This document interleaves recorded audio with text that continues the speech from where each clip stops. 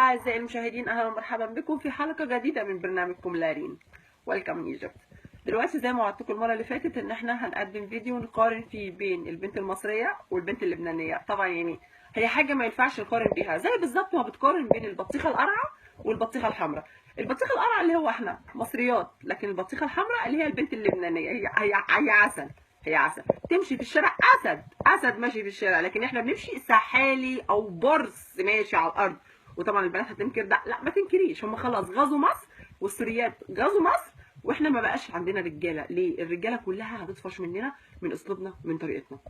البنت اللبنانيه بطبيعتها ما بتعشقش النكد خالص، مش زينا. احنا بنتعلم ازاي فنون النكد، يعني احنا بنمسك النت نفتحه ندور فيه على ايه هي فنون النكد، ونحاول نبتكر فنون جديده لو ما لقيناش قديم، عشان نقدر نجادل مع الراجل المصري اللي هو ايه، انا نكدت عليك النهارده، لا يا برنس كفايه، ابدا والله ما يحصل، لازم اكمل نكد عليك، ما هي اسطوانه ولازم نكملها مع بعضينا كلنا. فاحنا نستحمل بعضينا النهارده، والبنات ما تزعلش مني علشان انا عارفه ردهم الطبيعي هيقولوا البنت المصريه جدعه، لكن البنت اللبنانيه رهيفه ومش الكلام ده كلام بنضحك بيه على نفسنا. البنت اللبنانيه جامده فشخ بجد، البنت اللبنانيه جامده، ما نقدرش ننكر ده. سي مثلا يعني وانت كده متجوزه يا جميله وهو جوزك نازل، اول كلمه بتقولها ايه؟ خد يا احمد انت هيبوك، بيجي ابوه تقول له خد هات الزباله، ارمي الزباله وانت نازل. على عكس اللبنانيه بقى، اللبنانيه ما بتقولوش خد الزباله وانت نازل، اللبنانيه بتقول له خد بوسه وانت نازل، خد حضن وانت نازل، خد حاجه حلوه وانت نازل، لكن ما بتقولوش الزباله، يعني ما بتجيبش سيره الزباله. وهو جاي من الشغل، المصريه بتتصل بيه، هو الراجل حبه عين امه جاي من الشغل تعبان، فاكر ان مراته بتتصل بيه بتقول له حبيبي اخبارك ايه، عامل ايه، انت بقيت كويس؟ لا خالص يا حبيبي، لا اطلاقا ما بتقولكش كده. هي بتتصل بيك لهدف تاني خالص، هات بطاطس، هات شموشم، هات لنا اكل، هات بامبرز، هات الواد بيسهل، هات الواد بيموت، هات اي حاجه، المهم تصرف، المهم ان انت ايه هتصرف. ويا ريت لما بتصرف بتيجي تلاقي حاجه حلوه قاعده في البيت، لا منحكي شالك شعرها ومبهدله لك كده، ومبهدله في نفسها ما بتستحماش، هدومها كلها بصل، ريحتها معفنه، وانت يا عيني راجع يعني مستني الكتله اللي هتقابلك في البيت، لا بتلاقي حاجه كده، مش عايز اغلط، بتقابلك في وشك، بتشم الريحه دي، عيني في قلب امك تتقلب، تنام راجع من الشغل تتقلب هتنام. على عكس اللبنانيه بقى او السوريه عامه، يعني ترجع كده، اول ما بترجع لك تقبرني حبيبي، اشتقت لك كتير والله، عيونك كتير دبلانين، ليش حياتي؟ تفضل بقى يعني تعمل لك في كمادات ومساج ومش عارفه ايه، عسل، هي عسل بكل طريقتها اصلا، هي دول كتله عسل وقع علينا من الارض. فاحنا لازم نقدر الرجاله، لازم نقدر ان الناس دي جوزك مش بيتجوزك عشان خاطر يلاقي عنتر في البيت، لا خالص.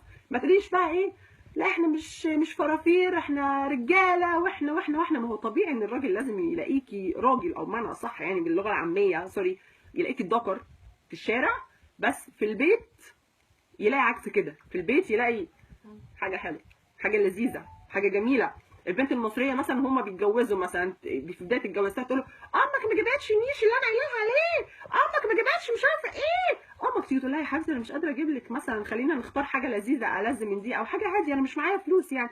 لا ماليش دعوه، دي البنت فاشل صاحبتي جابت حاجات اكثر من كده، جابت حاجات اغلى من كده، لازم تشاع في الكلام.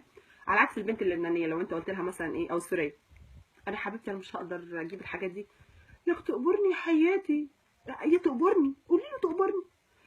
يقول لها يا حبيبتي انا اسف ماما كلمتك مش بطريقه مش كويسه، يا حبيبي بشيلها على راسي من فوق، من شينك، من شيل حياتك انت حبيبه.